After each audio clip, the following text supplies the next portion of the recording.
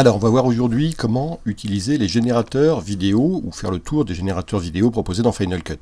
Les générateurs vidéo, ils se trouvent soit ici dans le visualiseur sur la petite icône A, ici, en cliquant, on a tous les générateurs vidéo. Alors, on peut également les trouver ici dans le navigateur à la valise générateur vidéo, si on clique dessus, voilà. La première qui apparaît, c'est de l'amorce. L'amorce, c'est quoi? C'est en fait, c'est du noir, avec des pistes son qui sont vides, c'est-à-dire sur lesquelles il n'y a aucun signal, et ça sert à remplir un espace entre deux éléments. Ici, par exemple, j'ai un trou entre mes deux éléments, j'ai un générateur vidéo, il dure 2 secondes pour le moment, on va venir ici le poser, et on remplit très simplement ici cet élément, et ça me fait en fait du noir avec du silence entre ces deux éléments. Autre générateur intéressant, on vient de le voir tout à l'heure, c'est la valise des mires.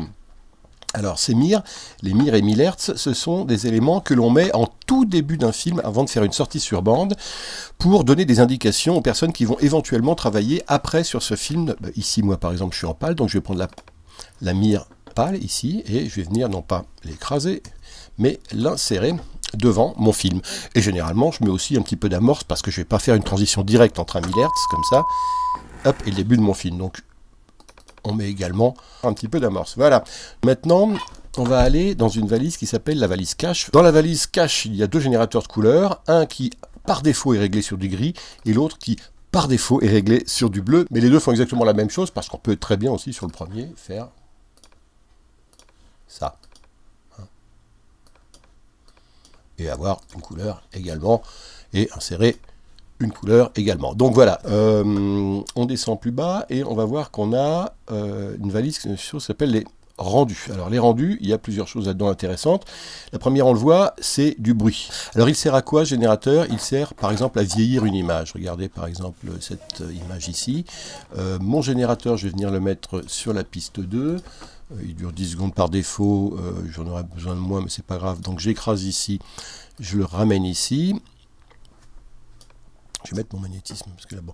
Alors, je viens ici, alors tel quel, on ne voit que lui pour le moment sur l'image. Hein, donc, il va falloir jouer sur le mode de compositing pour pouvoir avoir ce générateur qui vient bruiter mon image en dessous. Donc, je clique droit dessus, je fais mode de compositing, et là, je vais faire différence. Non, c'est pas bon, je vais faire produit, c'est pas mal. Ouais, c'est pas mal. Je vais essayer autre chose aussi, mode de compositing. Lumière tamisée, ouais, j'aime bien aussi. Voilà, et alors c'est quand même un peu beaucoup encore de bruitage. Alors après, on va régler avec l'opacité, la dose de bruitage qu'on met dans l'image en dessous. Donc opacité ici, et je vais le descendre un peu, vous voyez. Et là, voilà, j'ai une image qui a été bruitée, hein, vous voyez, qui fait un peu vieille télé, qui a du grain, quoi. Et c'est un effet qu'on peut vouloir rechercher sur certains films pour vieillir une image, donner une sensation que ça vient du passé, etc. Autre générateur qu'on va trouver dans la valise de rendu, il y a... Alors, il y avait un autre générateur qui s'appelle le bruit de particules, comme ça. Il fait des choses un peu plus intéressantes. On ne va pas s'en servir aujourd'hui. Il y a les dégradés ici. Alors, le dégradé, il y en a 3 également. Il y a celui-là, qui est un dégradé du blanc au noir. On va le poser, par exemple, ce dégradé. On va venir le poser là. Hein, je double-clique dessus. Vous voyez qu'ici, je peux régler le dégradé de gauche à droite, de bas en haut, etc. La couleur du début, la couleur de fin.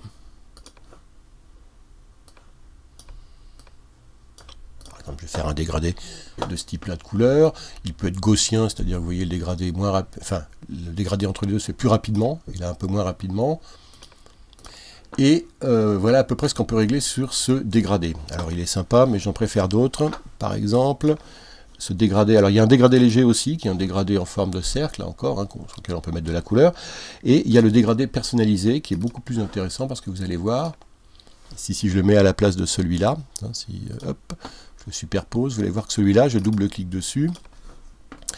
Je peux, d'une part, régler ici le positionnement de son centre, c'est-à-dire hein, de choisir que le dégradé il va démarrer ici, ou là à la fin, ou tout au début, ou au quart de l'image, par exemple, ici, là où je suis à peu près. Sa direction. Donc ça c'est bien parce que je peux l'orienter dans tous les sens, ce qui n'était pas tout à fait le cas avec l'autre. En fait avec l'autre il fallait passer par la fenêtre animation pour venir faire tourner l'ensemble de l'image, alors que là c'est le dégradé et non pas l'image que je fais tourner, c'est l'effet. Comme l'autre je peux effectivement jouer sur les couleurs. etc. Par exemple comme ça. Et comme l'autre également, j'ai la faculté de faire du gaussien. Alors ça c'est intéressant, ce dégradé, parce que, je vais revenir sur du blanc ici, on va le superposer sur cette image ici. Vous voyez ici, avant j'avais cette image de piscine, et j'ai un peu trop de lumière vers le bas de l'image. Donc je vais utiliser le dégradé justement pour baisser un petit peu la lumière vers le bas de l'image. Alors ce dégradé, régler tout de suite sa direction. Comme c'est vers le bas que je veux jouer, il faut que je mette du noir ici vers le bas. Et puis je vais tout de suite faire aussi mode de compositing. On vient et on fait produit, cette fois-ci. Et on va venir placer le dégradé en bas, comme ça, à moins 180, et on va jouer sur son débarrage pour essayer de créer un décalage qui soit intéressant, comme ça. Maintenant, on va jouer aussi sur son opacité pour régler l'intensité de son effet. Il faut que ce soit quand même plus léger que ce que j'avais là. Et là, je vois que j'ai pas mal rééquilibré mon image, comme ça. Je vous montre ce que c'est avant-après. Voilà, le dégradé commence là. Voilà, ici l'image est quand même bien plus équilibrée qu'ici. J'ai utilisé donc un dégradé pour rééquilibrer cette image parce que j'avais trop de lumière vers le bas. Souvent c'est dans l'autre sens, c'est quand on a un ciel qui est trop lumineux qu'on met un dégradé noir vers le haut pour pouvoir atténuer la couleur, l'intensité de lumière du ciel. Qu'a-t-on encore comme autre on a des grilles. Alors avec des grilles on peut faire des choses intéressantes comme par exemple, là par exemple j'ai du bruit, là j'ai cette lumière, j'ai mon dégradé, je vais ajouter par-dessus la grille. Vous voyez, je mets un petit peu de grille par-dessus. Et cette grille, là encore, je vais faire mode de compositing, produit.